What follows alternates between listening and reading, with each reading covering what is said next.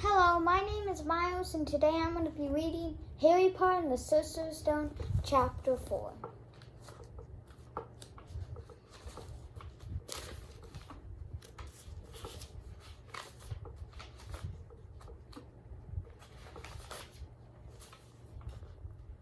Boom! They knocked again. Dudley jerked away. "Where's the cannon?" he said stupidly. There was a crash behind them, and Uncle Vernon came skidding to them. He was holding a rifle in his hands. Now they knew what had been the long and thin package he had brought with them. "Who's there?" he shouted. "I warn you, I'm armed." There was a pause, then smash! The door was hit with such force that it swung clean off its hinges with a deafening crash and flat on the floor. The giant of a man was standing in the doorway. His face was almost completely hidden by a long, shaggy mane of hair and a wild, tangled beard, but you could make out his eyes glinting like black beetles under all the hair. The giant squeezed his way into the hut, stopping so that his head just brushed the ceiling. He bent down, picked up the door, and fit easily back into his frame. The noise of the storm outside dropped a little. He turned to look at them all. "Couldn't make us a cup of tea, could ya? It's been not an easy journey." He strode over to the sofa where Dudley sat frozen with fear. "Budja, you great lump," said the stranger. Dudley squealed and ran to hide behind his mother, who was crouching, terrified, behind Uncle Vernon. "Ah, here's Harry," said the giant. Harry looked up into the fierce, wild, shady face and saw that the beetle eyes were crinked in a smile. "Last time I saw you, you were only a baby," said the giant. "Yeah, look like your dad, but you got your mom's eyes." Uncle Vernon made a funny raspy noise. "I demand you to leave at once, sir," he said. "You are breaking and entering." "Ah, shut up, Dursley, you great prune."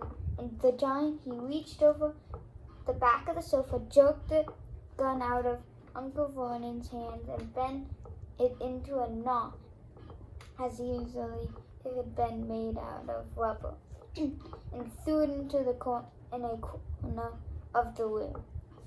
Uncle Vernon made another funny noise like a mouse being trodden on.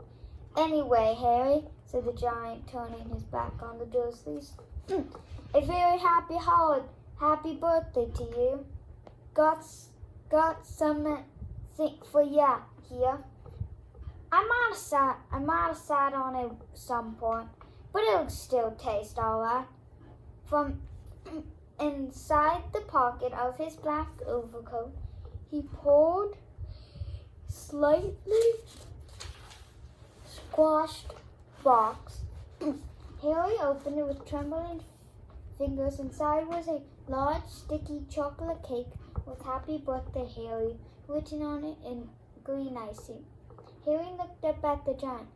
He meant to say thank you, but the words got lost in flight, and what he said was, "Who are you?" The giant chuckled. "True, I haven't introduced myself.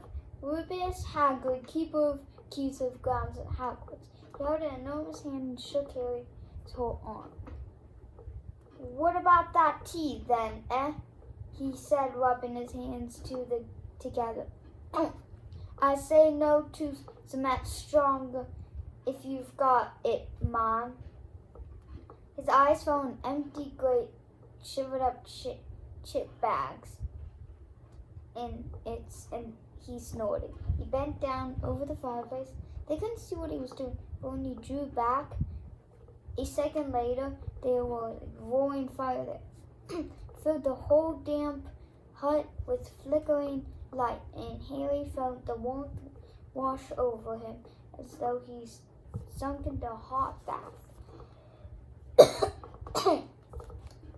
The giant sat back down on the sofa, which sagged under his weight, and began talking all sorts of pockets up, and began taking all sorts of things out of the pockets of his coat.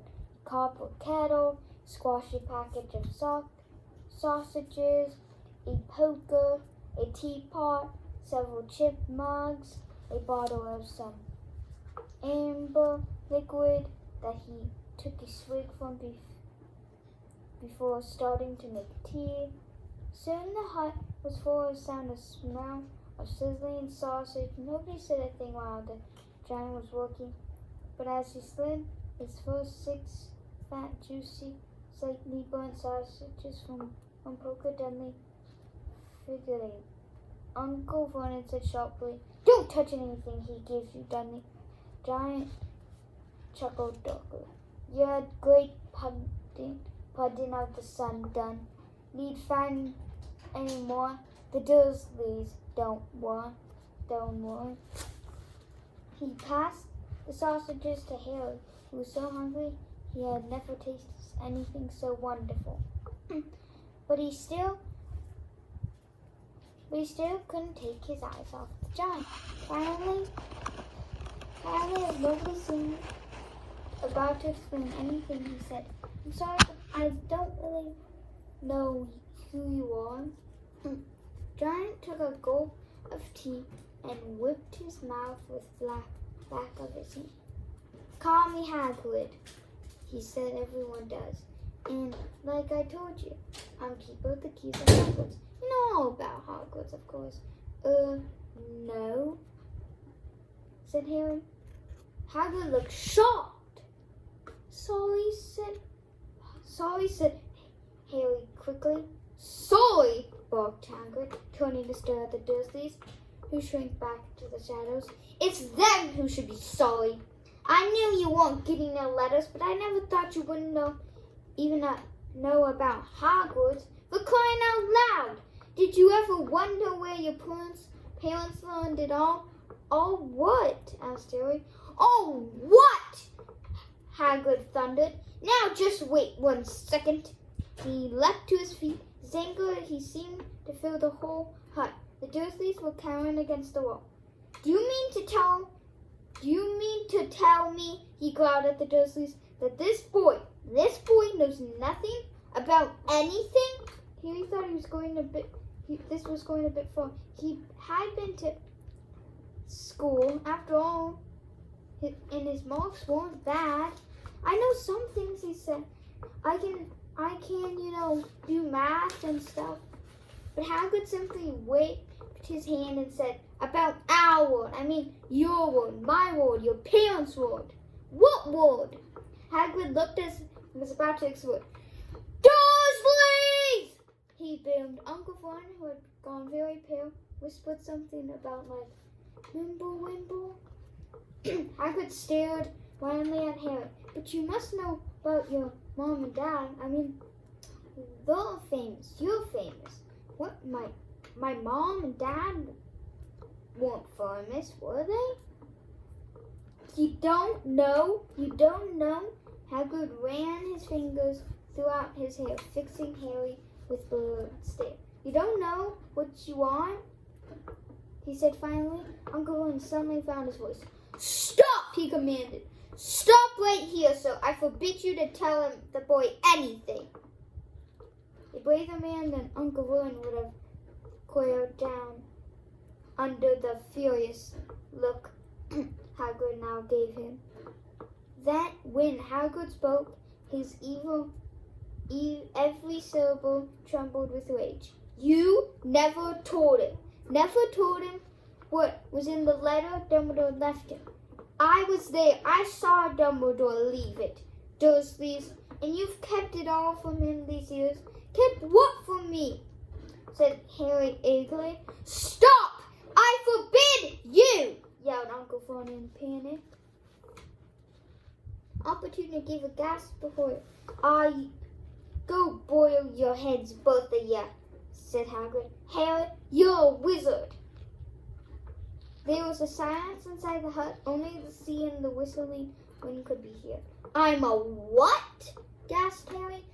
A wizard, of course, said Hagrid, sitting back down on the sofa, which groaned and sank even lower. And thumping good one. I'd say once you've been trained up a bit with a mum and dad like yours, what else would you be? And I reckon it's about time you read your letter. Harry stretched out his hand at last to take the yellowish envelope dressed in green to Mr. H. Potter, the floor hut on the rock, the sea. He poured out the letter and read, Hogwarts School of Witchcraft and Wizardry, Headmaster Albus Dumbledore, Order of Merlin, First Class, Grand Sorcerer, Chief Warlock, Supreme Mugwump, International Confed of Wizards. Dear Mr. Potter, we are pleased to inform you that you've been accepted at Hogwarts School of Witchcraft and Wizardry. Please find enclosed list of necessary books and equipment. Term begins on September 1st. We await your owl by no later than July 31st. Yours sincerely, Minerva McGonagall. Minerva McGonagall, Deputy Headmistress.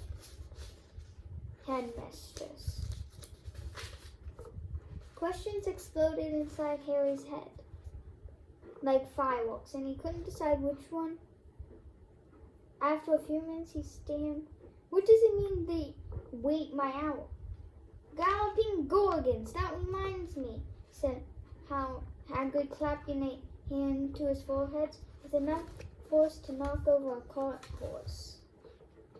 And from yet another pocket inside his overcoat, pulled an owl, a real live, rather ruffled-looking owl, a long quill and a roll of parchment. With his tongue between his teeth, he scribbled a note that Harry could read out upside down. Dear Professor Dumbledore, given Harry's letter, taking him to buy his things tomorrow. Weather's horrible. Hope you're well. Hagrid. Harry rolled up the note, gave it to Owl, which clammed it in its beak, went to the door, and threw the owl out into the storm. When he came back, he sat down. Thought through this was as normal as talking on the telephone. Harry realized his mouth was open and closed it quickly. Where was I? said Hagrid, but at that moment, Uncle Vernon was still ashen-faced about looking very angry. Moved into the fire. He's not going, he said. Hagrid grunted. I'd like to see a great muggle like you stop him, he said. A what? Said Harry, interested. A muggle, said Hagrid. It's what we call non-magic folks like them.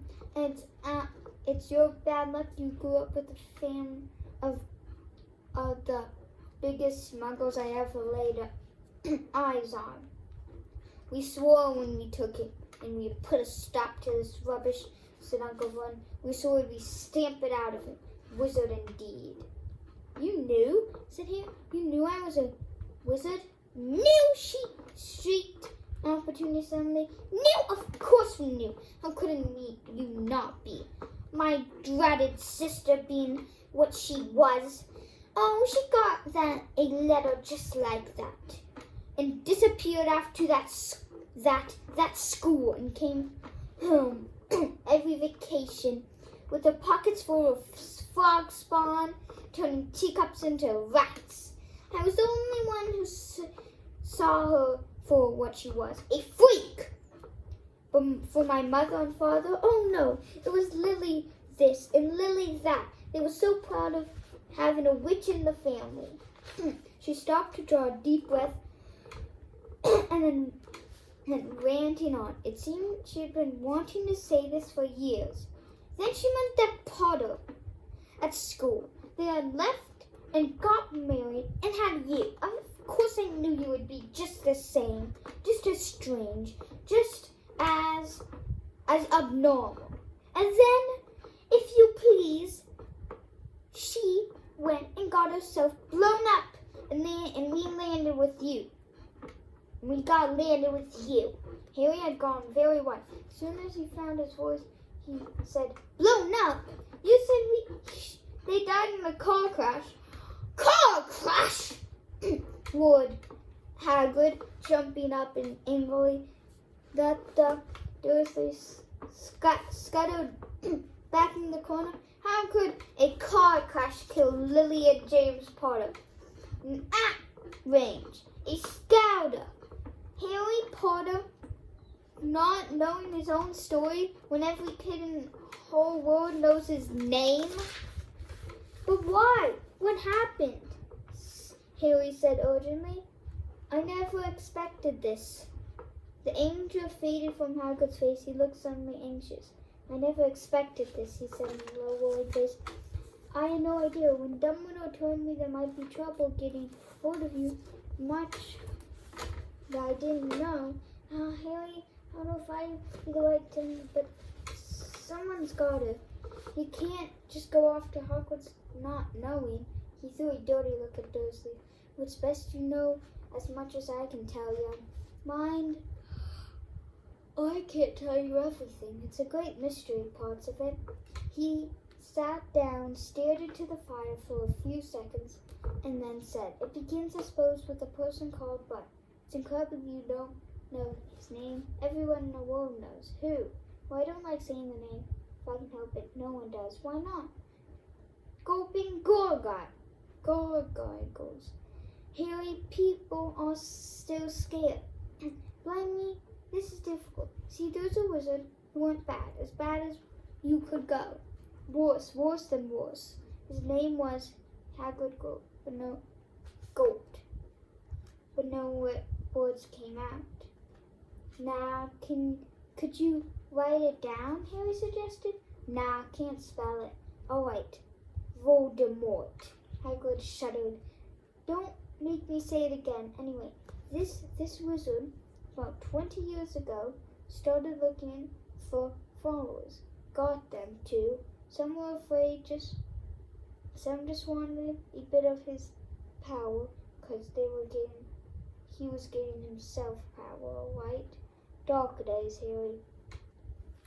Didn't know who to trust, didn't dare get friendly with strange wizards or witches. Terrible things happened. He was taken over. Of course, some stood up to him, and he killed them. Horribly, one of the only safe places left was Hogwarts. Reckon Dumbledore was the only one who was afraid of. Didn't dare try taking the school. Not just then, anyway. Now your mom and dad were as good as a witch and wizard as ever knew. Head boy and girl at Hogwarts in their day. Suppose mysteries why who never tried to get them on his side before. Probably they knew they were too close to Dumbledore to want anything to do with the dark side. Maybe he thought he could persuade them. Maybe he just wanted them out of the way. All anyone knows is he turned up in the village where you were living, when you were all living, on Halloween 10 years ago. And you were just a year old, and he came to your house and suddenly pulled out the very dirty spotted handkerchief and blew his nose in like foghorn. So he said, "But it's that sad. I knew your mom and dad, and nicer people you couldn't find anyway. You know who killed them. And this is the real mystery thing. He tried to kill you, but it didn't work.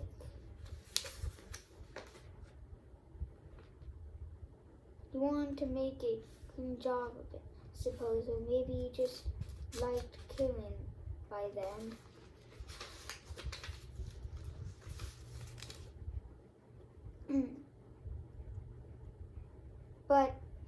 can do it. Never wonder why that mark got on your forehead?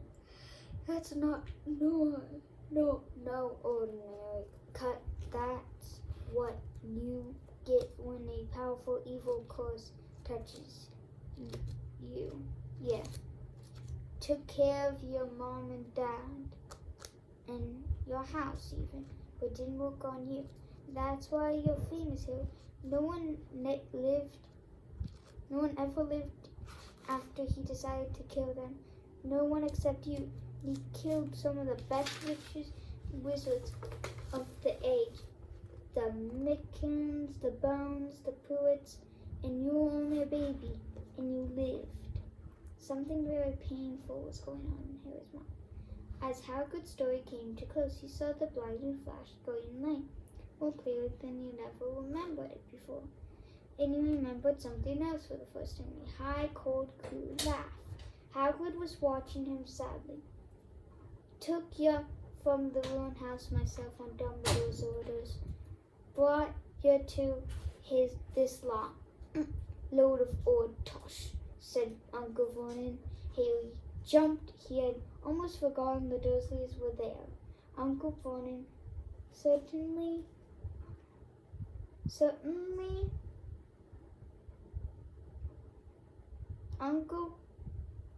Uncle Vernon certainly seemed to have got back his courage.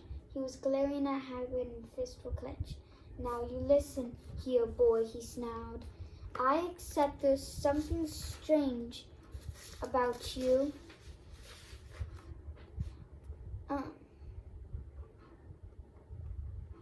Probably nothing a good beating wouldn't have cured. And as for all this about your parents, well, they were weirdos, no denying it. The world's better off without them, in my opinion. Asking for all they got, getting mixed up with these wizarding types, just what I expected. Always knew they would come to a sticky end.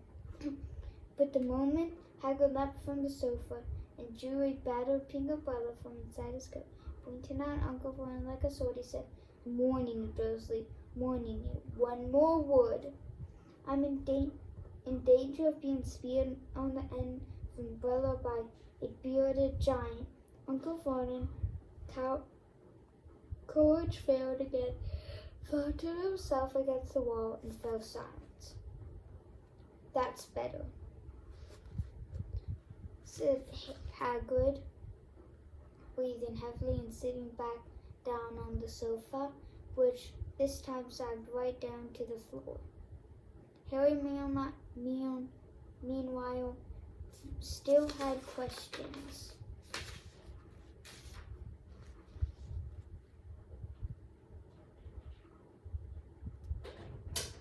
Still had questions asked, hundreds of them. But what happened to you know who? Good question, Harry. Disappeared, vanished. Same night he tried to kill you. Makes it you even more famous. That's the biggest mystery. See, he was getting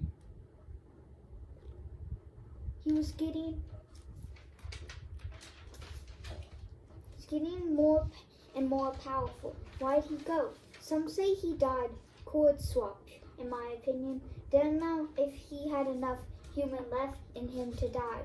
Some say he was still out there, biding his time, but I don't believe it. People who was on his side came back to us. Some of them got kind of trances. Don't reckon they could have done it if he was coming back. Most of us reckon he's still out there somewhere, but lost his powers, too weak to carry on. 'Cause something about you finished him, Harry, was something going on that night he hadn't counted on. I don't know what it was, no one does, but something about you stumped him, all right. Hagrid looked at Harry with warmth and respect blazing in his eyes. But Harry, instead of feeling pleased and proud, felt quite sure it had been a horrible mistake. A wizard, him? How could he possibly? He'd spent his life being clouded by Dudley and buoyed by Aunt Petunia and Uncle Vernon. If he was really a wizard, why hadn't he been able to turned it woody toads every time they tried to lock him in his cupboard? If he had once defeated the greatest sorcerer of the world, how come Dudley had always been able to kick him around like a football? Hagrid, he said quietly, I think you must have made a mistake. I don't think I can be a wizard. To his surprise, Hagrid chuckled. Not a wizard, eh? Never made things happen when you were scared or angry? Harry looked into the fire. Now he came to think about it. Every odd thing that ever made his aunt and uncle furious with him had happened when he had been upset or angry. Chased by Dudley's Green, had somehow found himself out of their reach, dreading going to school with that ridiculous haircut. He had managed to grow it back, and the very last time Dudley had hit him, he had gotten his revenge without realizing what he was doing. Hadn't he sent a boa constrictor on him? Harry looked back at Hagrid, smiling, and saw that Hagrid was possibly beaming at him.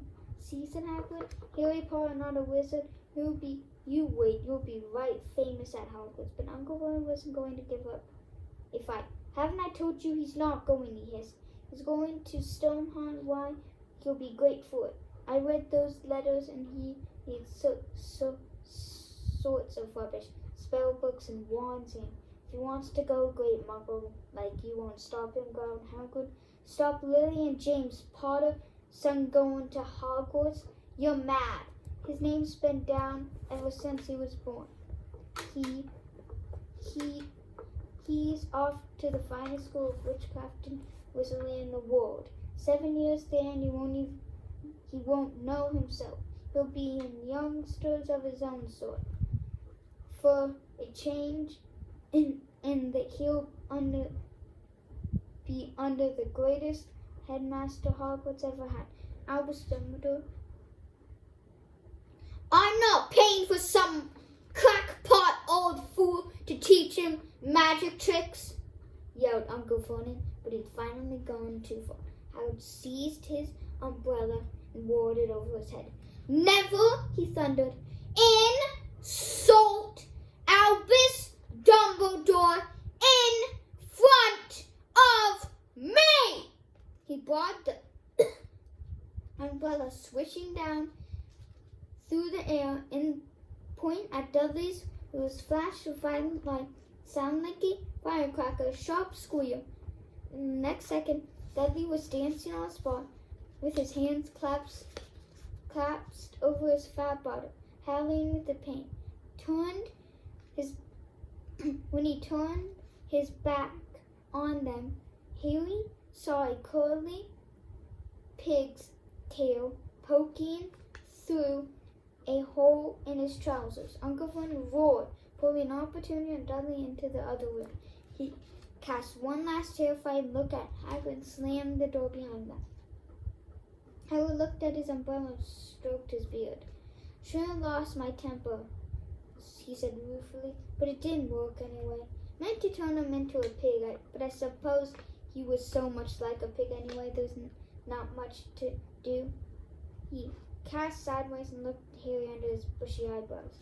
Be grateful you didn't mention that to anyone at Hogwarts, he said. I'm not supposed to do magic, strictly speaking. I was allowed to do it to follow you and get your letters and stuff. No reasons I was to take on the job. Why aren't you supposed to do magics? Asked Harry. Oh well, I was at Hogwarts myself, but I got expelled. To tell you the truth, in my third year, they snapped my wand in half and everything. But Dumbledore let me stay on as gamekeeper. Great man, Dumbledore. Why were you expelled? It's getting late, and we've got lots to do. Tomorrow's," said Hagrid loudly. "Gotta get up to town. Gotta get all your books and that." He took off his thick black coat and threw it to Harry. "Can you keep under that?" he said. "Don't mind if it wiggles a bit. I think I got a couple of dormice in one of the pockets." I hope you enjoyed Harry Potter and the Sorcerer's Stone Chapter 4, The Keeper of the Keys. If you want to listen to Harry Potter and the Sorcerer's Stone Chapter 5, you'll have to wait to the next video.